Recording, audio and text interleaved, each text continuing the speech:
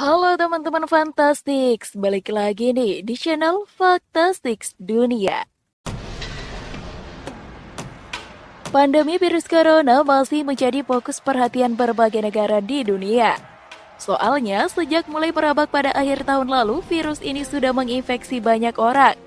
Meski sudah mewabah di dunia sekitar 6 bulan, rupanya masih banyak misteri yang belum terpecahkan mengenai virus ini. Sampai sekarang berbagai penelitian terus dilakukan meskipun pengetahuan medis dan ilmuwan tentang virus ini masih sangat terbatas.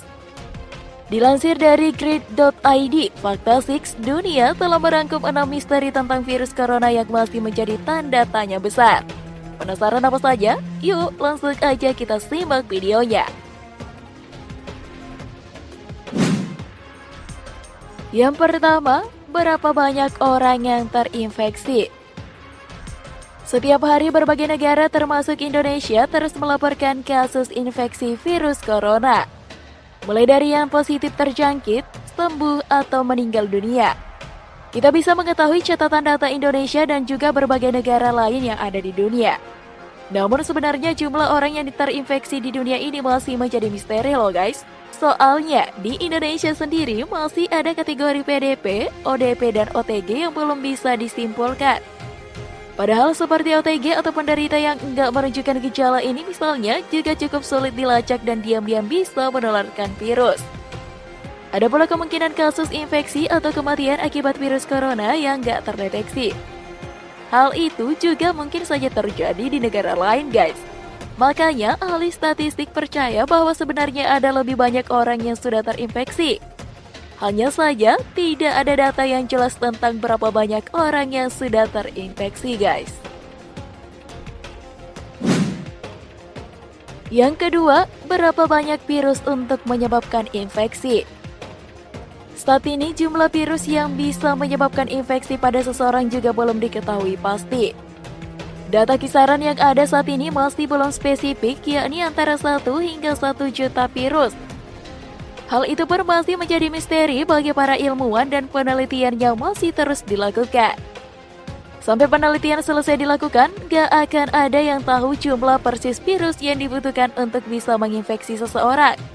Makanya guys, sampai saat ini kita masih diimbau untuk menghindari kerumunan karena semakin intens paparan bisa makin memperbesar potensi kita untuk terinfeksi guys. Yang ketiga, mengapa sebagian orang menderita lebih parah? COVID-19 yang disebabkan oleh virus corona ternyata sebenarnya merupakan penyakit ringan guys. Seseorang yang terinfeksi kebanyakan hanya menunjukkan gejala ringan, tapi gak jarang juga pasien yang mengalami peradangan parah, bahkan kerusakan paru-paru. Nah, tentang hal itu masih menjadi misteri yang belum terpecahkan hingga saat ini guys. Yang keempat, peran anak-anak dalam penyebaran virus. Peran anak-anak dalam menyebarkan virus corona juga masih menjadi misteri yang mengundang tanda tanya.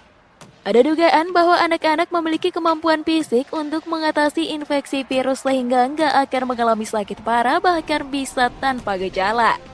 Akan tetapi, di sisi lain potensi penularan yang mereka miliki sama besarnya dengan orang dewasa loh guys. Nah, hal itu cukup mengkhawatirkan ketika sekolah kembali dibuka. Soalnya akan semakin besar risiko anak-anak untuk tertular dan menularkan virus kepada lingkungan yang lebih luas lagi, guys. Yang kelima, kapan dan di mana virus corona ini mulai menyebar? Berdasarkan informasi yang beredar, kita mengetahui kalau virus corona pertama kali terdeteksi di Wuhan, China pada akhir bulan Desember 2019 lalu. Ternyata sangat mungkin sebuah epidemi baru bermula dari seorang pasien tunggal yang kemudian menyebar luas dan menjadi ledakan infeksi besar loh guys. Dan yang terakhir, berapa lama kekebalan terbentuk setelah infeksi?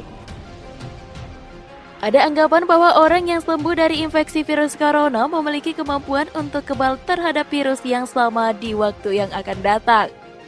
Menurut ilmuwan, tubuh biasanya akan membuat antibodi saat terinfeksi virus. Beberapa antibodi tersebut cukup kuat untuk menetralkan patogen dan mencegah infeksi yang sama terulang. Nah, dalam proses tersebut, juga dihasilkan banyak sel kekebalan tubuh yang dapat membunuh virus. Lalu berapa lama kira-kira kekebalan itu akan bertahan? Rupanya jawabannya masih belum terpecahkan guys.